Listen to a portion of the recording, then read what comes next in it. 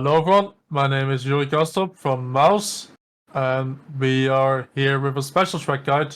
This one's for iRacing special event, the Petit special event, and we're also in the car that I'm not used to doing track guides with. As you can see, we're in LMDH.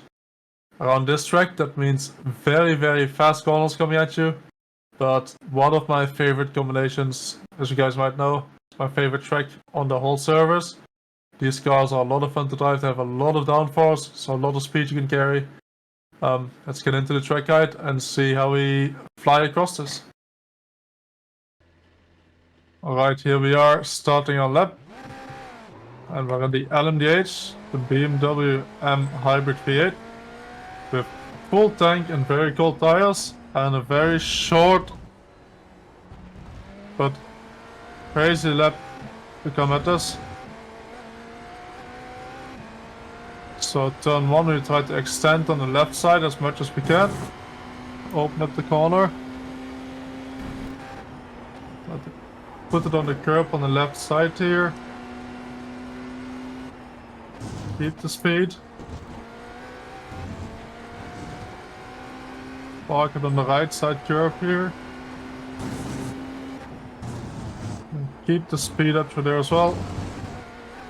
And brake very late into this bank corner.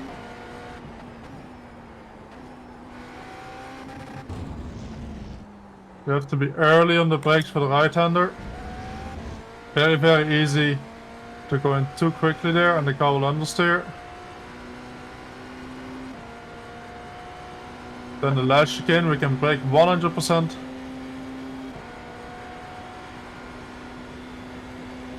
Got quite a lot on the inside. Go for traction on the exit. And that's already a lap in the LMDH around Road Atlanta. Let's have a closer look and slow this down a bit from the outside cam, because that was a lot to take in. Alright, so let's slow this down a bit from the outside cam. A lot to take in, so we can go over the details, and a lot of small details to go over here. For turn 1, you can see as well, we want to use this extra bit of road here.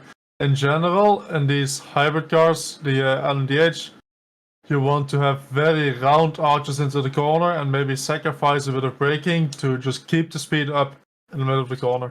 Because the more speed we can carry through the corner, the more downforce the car will give and the more grip the car will give. So in general, try to open up as much as you can around the whole track, which also means in turn 1, we go as far to the outside as we can here, meaning half the car on this white line, and we go all the way to when the grass comes in on the left side.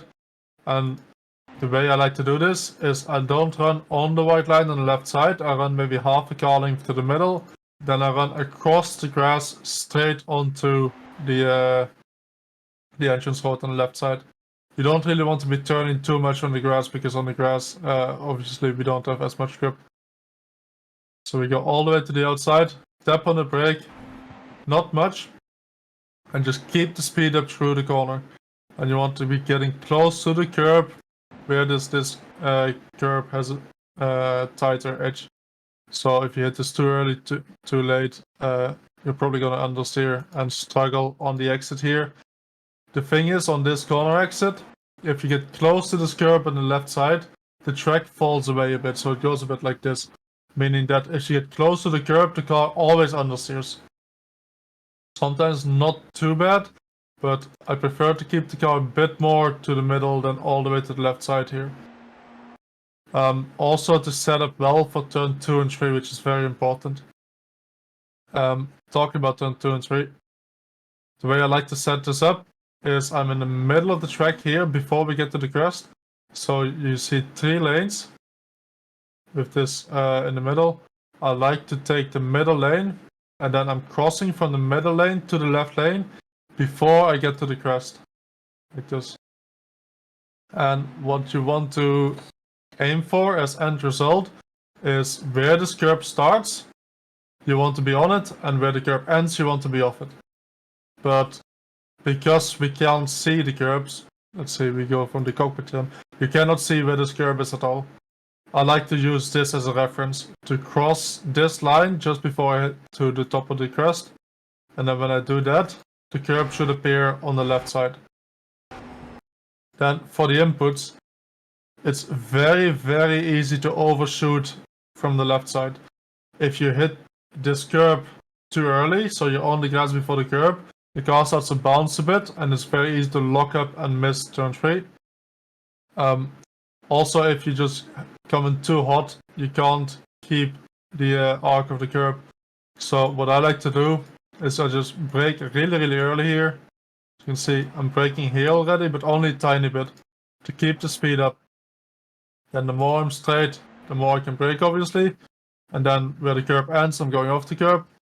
And then you want to hit this right-hander as much as you can before getting the off-track, which means keeping the left side tires just about within the white lines, or the yellow lines in this instance. And you want to be on throttle when you hit this curb. If you can't be on throttle yet, so if you overshoot this left-hander, you can't be on throttle yet when you hit the curb, you're going too fast here.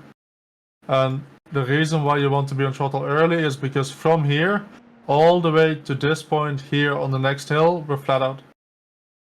It's easy flat. Even in the GT car, you should be flat out. In the LMP2 and LMDH, it's easy flat. So, what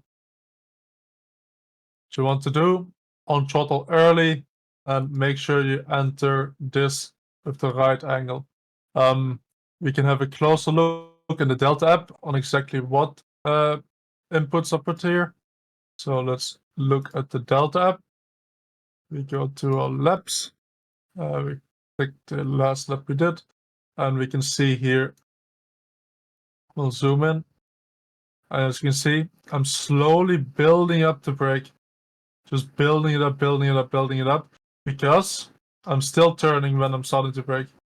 You can see I'm turning. And then the more I hold the wheel straight, the more, again, I can be on the brakes. And at the point here, where I'm holding my wheel the most straight, I'm braking the most. And then again, we can just trail brake into the right-hander.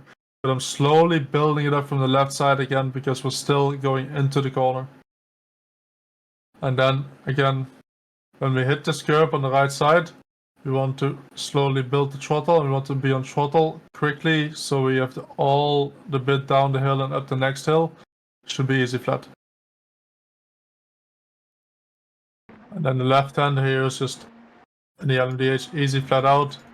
And the GTs will be closer flat out, if not fully flat out. Same here, close to flat out, if not fully flat out. LMP2 should again be easy flat, just like LMDH. Then we get to, I think, the second most important corner combination in this one. Our end result here is we want to end up on this right side curb when we're braking. That means that we want to keep it tight from the left side here, and I want to go onto this curb after the initial bump. So you see the initial bump is quite high here. I want to make sure when I'm going onto this, I just about missed this initial bump, and when I'm going onto the curb, my car is already parallel to the curb. So I'm running parallel to the curb, and when I do that, I can brake on the curb without locking up. And we're braking on the curb like this, as much in a straight line, trying to open up the next corner. And we want to be close to the grass on the right hand side. And the last important thing, quickly before that, I start braking just before I hit the curb. Again, the speed we carry through the corner is more important than the part we brake here. Braking 5 meters earlier won't lose you much time, it just makes you much more consistent. Then the important part here is when we're on the curb, we can brake. When we come off the curb, we have to come off the brakes. If you're still at about 40% brake when the car goes from on the curb to unloaded to landing, you will lock up and go straight. So you need to do the braking on the curb and release when you're going off of it. You don't have to fully release, but you need to be maybe 10-15% of brake. Then we want to slowly go to the inside, and you can have two options on the inside here. You either run completely over the curb, or you run at the edge of the curb. And the edge of the curb keeps the car behavior a bit more calm, a bit more predictable. Completely running over the curb also doesn't upset the car too much that is undrivable. When you run in the middle of the curb, it can get tricky. And then you want to build at the throttle, trust that the car will turn, and we go up a bit higher on the camera here. And you'll see that the trajectory of the car now is going onto this gravel. But when we hit this curb, the car will be compressed into the road a bit more, compressed into the curb, and it will start turning just a tiny bit more to avoid the gravel on top. And you have to trust that the car will gain that extra bit of grip when you hit this. You can see when you hit the curb, it starts turning a bit more, and we can avoid that gravel. And as long as you're flat out here, so not lifting, not on the brakes, flat out over the curb, the car will get settled pretty easily without hitting the curb on the exit here. And then you just want, or not hitting the curb, sorry, the gravel. And you want to avoid this gravel here. If you hit this gravel, especially when the car is still upset from the curb, you don't just get an off track, but it slows the right side of the car down. And what that does, it pulls you towards the gravel. And what that does in this case is if you clip this too much, you get pulled towards this outside wall. And you'll see that happen quite a bit in the IMSA week leading up to this, and I think in the Petit Le Mans race itself. And once we survived, I think the craziest part, we only have a couple corners left, but there's still a lot of time you can lose in the couple corners or make up, depending on how you see it. Here we're getting compressed into the road, and we have a cambered corner, meaning we can brake very, very late. So we're running all the way to the left here. I'm braking just before the second dotted white line. As you can see, I'm braking almost 100%. And I can keep that brake quite a lot in the corner as well, because the corner is a bank corner. Now we can just go and throttle quite early. And what you want to end up with is the car parallel to the curb on the exit. And once I hit the curb, I start braking, trying to slow down. Because this corner here, onto the back straight, really, really important to get a good exit from here. So you want to get your braking done, and you want to get the turning mostly done, so that when you hit the curb on the inside, when you're at the apex, you want to start building up the throttle. You don't want to shoot past this curb. And it's very easy to carry too much speed into here and just understeer wide. And if you're understeering here, it's very, very likely you're trying to carry too much speed into the corner. So try to go in a bit slower, focus on that exit, and you're very, very likely to gain a bit of time. And then in the exit, you can use the curb. It's not that big. We've got the big backside coming up, but in an LMDH, it doesn't take that much time. Now we got the biggest overtaking and braking zone on the track. Got the chicane here, and just like in turn 1, like I talked about, you want to open up the corners as much as we can. So you see here there's a curb on the outside, but there's gravel before that, so we can't brake in a straight line onto the curb. I'm coming a bit from the middle of the track, then I'm braking as much in the straight line as I can, and I'm aiming for this curb on the outside. And this already here in GT cars can be 100% braking, because we're coming from a hill to the flat where the car gets compressed into the ground, and it has an immense amount of grip. In the LMDH, you can easily, immediately brake to 100% without even being close to locking up. So we can just keep it at 100%, as you can see, quite long here, which is a very unusual thing to see in iRacing. Just keeping 100% brake for quite a while. And that's because the car just gets compressed into the road a lot. And then we're braking, trying to go straight line onto the curb, and open up the corner as much as we can. And then you run to the inside. We can run 2 tires on the grass on the inside here.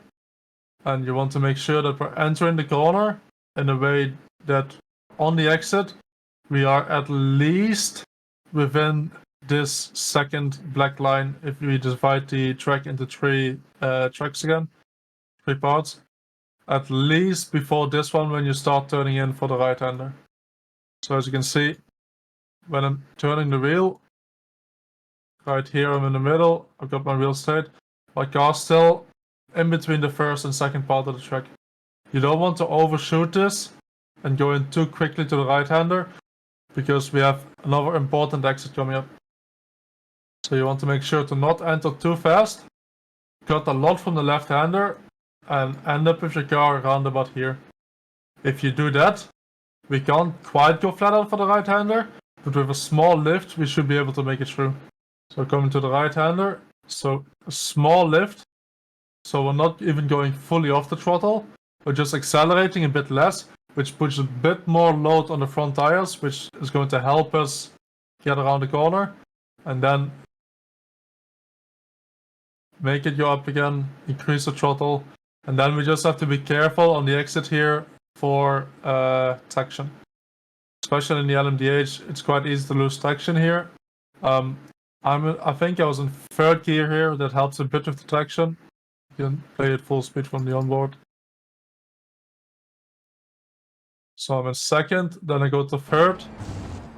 Helps a bit with the traction, and we go over the crest. And last corner, obviously, it's easy flat. In any of the classes, especially in the LMP2 and LMDH, should be easy flat. And then we're back at start finish to start another crazy lap. And we have very short lap time, so a lot of laps of these to be done for the Petit Le Mans. Very tricky with traffic. Race of survival, this one. If you make it to the end, you're probably gonna get a decent position. But this way you also know how to drive properly around the track. Right, there we go. So that's how we not even survive the curbs, but how we use the curbs to our advantage and make sure to take them consistently every lap for the Petit Le Mans without losing time.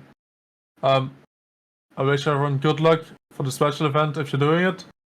Again, long event, lots of traffic around the whole event because it's such a short track and a lot of cars on track, 3 different classes.